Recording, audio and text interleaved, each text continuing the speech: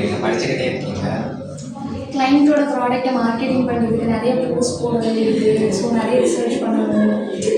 LinkedIn அந்த மாதிரியான பிளாட்ஃபார்ம்லாம் ஆக்டிவில் வச்சுருக்கணும் அப்படின்னா நிறைய ரிசர்ச் பண்ணி டோன் மேட்ச் பண்ணி கண்டென்ட்லாம் ரைட் பண்ணி நிறைய ஒர்க் இருக்குது மேனுவலாக. ஸோ இப்போ என்ன ட்ரெண்டில் இருக்குன்னு பார்த்துட்டு அதுக்கேற்ற மாதிரி உன் கிளைண்ட்ஸோட ப்ராடக்ட்ஸை வந்து நீ போஸ்ட் பண்ணுற.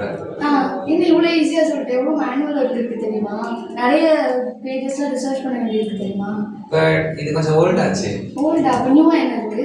இதெல்லாம் மல்டி ஏஜென்ட் மாதிரி ஏஜென்ட்ஸ் வச்சு பண்ணிடலாமே. ஒன்று வந்து ரிசர்ச் பண்ணுறதுக்கு, ஒன்று ரைட் பண்ணுறதுக்கு, ஒன்று அது கரெக்டாக ரைட் பண்ணியிருக்கான்னு செக் பண்ணுறதுக்கு, ஒன்று வந்து போஸ்ட் பண்ணுறதுக்கும் வச்சுக்கலாம். இல்லை நீ மேனுவலாக போய் போஸ்ட் பண்ணிக்கலாம். இது ஈஸியாக பில்ட் பண்ணிடலாமா? இது ஈஸியாக பில்ட் பண்ணிடலாம். இப்போ இதான் பண்ணுறாங்க. நீ இந்த மெத்தட் பண்ணனா நீ உன்னோட டாஸ்க்கை வந்து ரொம்ப வேகமாக முடிக்க முடியும். ப்ளஸ் நிறைய கிளைண்ட்ஸும் உன்னால் பிடிக்க முடியும்.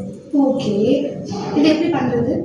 ஸோ இதான் மதுரை கம்யூனிட்டியில் ஒர்க் ஷாப்பில் பார்க்க போகிறோம். ஸோ நாங்கள் வந்து மார்க்கெட்டிங் ஏஜென்சி பில்ட் பண்ண போகிறோம். ஸோ வாங்க சேர்ந்து கற்றுக்கலாம். சரி.